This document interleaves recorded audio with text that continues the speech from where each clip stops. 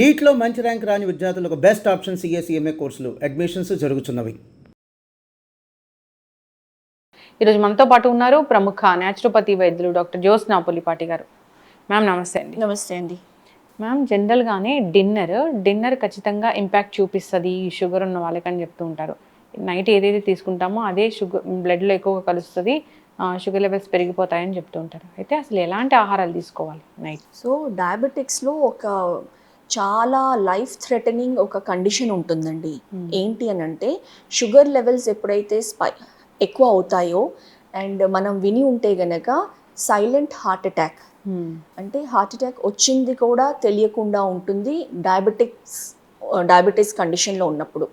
And ఇది uncontrolled sugar levels ఉన్నప్పుడే ఈ కండిషన్కి దారితీస్తుంది. అండ్ అది యూజువల్లీ ఎర్లీ అవర్స్లో బిట్వీన్ 3 AM to 5 AM మధ్యలో జరుగుతుంది ఈ సైలెంట్ హార్ట్ అటాక్స్ అనేది. అది దానికి ముఖ్యంగా మూల కారణం వచ్చేసి ఎప్పుడైతే షుగర్ లెవెల్స్ అన్కంట్రోల్డ్ స్పైకింగ్ అవుతుందో 400, 500, అండ్ ఇది ఒక్క రోజుతో వచ్చింది కాదు, over a period of time ఎప్పుడైతే జరుగుతుందో అలాంటి వాళ్ళకి ఈ కండిషన్ మిగతా పారామీటర్స్ అన్నీ, కార్డియాక్ పారామీటర్స్ అన్నీ కలుపుకొని తీసుకుంటే ఇలాంటి లైఫ్ థ్రెటనింగ్ కండిషన్స్ వచ్చే అవకాశం ఉంటుంది. సో ఇందులో భాగంగా డయాబెటిక్స్ షుగర్ లెవెల్స్ కంట్రోల్లో ఉంచుకోవాలి అని అంటే ముఖ్యంగా నైట్ లాస్ట్ మీల్ అనేది చాలా చాలా ఇంపార్టెంట్. సో ఈ లాస్ట్ మీల్, డిన్నర్ మీల్ ఏదైతే తీసుకోవాలో అందులో 2 things చాలా ఇంపార్టెంట్. ఒకటి టైమింగ్ అండి. సో టైమింగ్ మనం చెప్తూనే ఉన్నాము అండ్ మన హెల్త్ పరంగా కూడా, ఇంటర్నల్ బాడీ సైకిల్స్ పరంగా కూడా మ్యాక్సిమం బై 7 PM. ఇంకా చెప్పాలి అని అంటే సూర్యాస్తమం లోపు తీసుకుంటే కనుక that is the best time to have the dinner. దాని తర్వాత ఎందుకనంటే మనకి కనీసం ఒక 3 hours గ్యాప్ మనం పడుకునే దానికి ఉన్నప్పుడు ఈ తీసుకున్న ఫుడ్ అనేది కంప్లీట్గా డైజెస్ట్ అయ్యి, అసిమిలేట్ అయ్యి, అబ్జార్బ్ అయ్యి, ప్లస్ మనకున్న ఆ టైంలో మనం చేసే యాక్టివిటీ ఏదైతే ఉంటుందో అందులో అబ్జార్బ్ అయినది, క్యాలరీగా కన్వర్ట్ అయినది కూడా కంప్లీట్లీ బర్న్అవుట్ అయిపోతుంది, ఆర్ కొంతవరకైనా బర్న్అవుట్ అవుతుంది. సో ఫ్యాట్ డిపాజిషన్ అనేది జరగకుండా ఉంటుంది కార్బోహైడ్రేట్స్ ఏవైతే తీసుకుంటామో.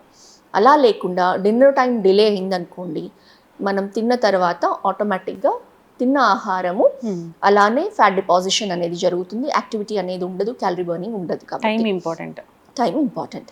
సెకండ్ థింగ్ వచ్చేసి ఫుడ్ ఏదైతే తీసుకుంటున్నాము. సో డయాబెటిక్స్ ఖచ్చితంగా లో గ్లైసిమిక్ ఇండెక్స్ ఫుడ్స్ అనేదే ఫుడ్లో ప్రిఫర్ చేయాల్సి ఉంటుంది. అంటే ఏ ఆహారం తీసుకుంటే గనక మన బ్లడ్ షుగర్ లెవెల్ ఇమ్మీడియట్గా బ్లడ్లో స్పైక్ అవ్వదు, అలా కాకుండా నిదానంగా రిలీజ్ అయ్యేటట్లు ఫుడ్స్. సో అలాంటి ఫుడ్స్లో ముఖ్యంగా ఫైబర్ రిచ్ ఫుడ్స్. అందు గురించి డిన్నర్లో మనం ఒక ప్లేట్ తీసుకుంటే గనక అందులో 50% మనం తినే ఆహారంలో రా సలాడ్ పెట్టుకోవడం చాలా ఇంపార్టెంట్. క్యారెట్, కీరా, బీట్రూట్, తర్వాత క్యాబేజ్ కానివ్వండి, టొమాటోస్, ఆనియన్స్, ఇంకా బ్రాకలీ, లెట్యూస్, మన ఇష్టం ఏమైనా కానివ్వండి. ఈవెన్ లేత సొరకాయ, లేత బీరకాయ, లేత దొండకాయలు, ఇవన్నీ కూడా మనం ఇంక్లూడ్ చేసుకోవచ్చు.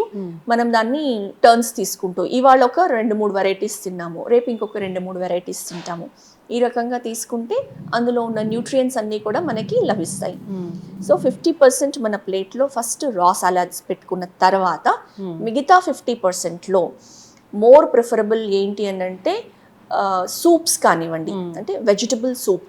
సో మిక్స్డ్ వెజిటబుల్ సూప్ అవ్వచ్చు, లేకపోతే పాలక్ సూప్ అవ్వచ్చు, లేకపోతే ఎల్లో పంప్కిన్, గుమ్మడికాయ సూప్ చాలా బాగా ఉంటుంది. థిక్ సూప్ మనం తీసుకుంటే కనుక బాగా ఫిల్లింగ్గా ఉంటుంది, మనకు అది హై క్యాలరీ కాకుండా న్యూట్రియంట్స్ లభిస్తాయి, లో గ్లైసెమిక్ ఇండెక్స్, వెజిటబుల్ బేస్డ్ కాబట్టి ఉంటుందన్నమాట.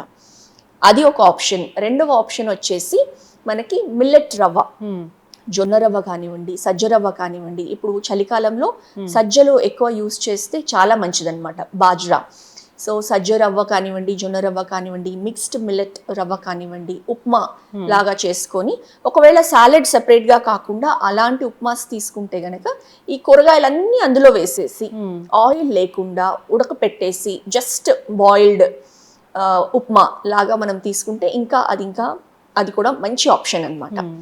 లేదు మనము జొన్న రొట్టె, ఈ మిల్లెట్స్తో తయారు చేసిన జొన్న రొట్టెలు లేదా సజ్జ రొట్టెలు, లేకపోతే రాగి రొట్టెలు, ఇలా మనం డిఫరెంట్ ఒక్కొక్క రోజు ఒక్కొక్క వెరైటీ తీసుకోవచ్చు, లేకపోతే ఒకటే ఏది మనకి అందుబాటులో ఉంటుంది అలాంటిది మిల్లెట్ బేస్ తీసుకుంటే కనుక మిల్లెట్స్లో గ్లైసెమిక్ ఇండెక్స్ అనేది చాలా లో ఉంటుంది.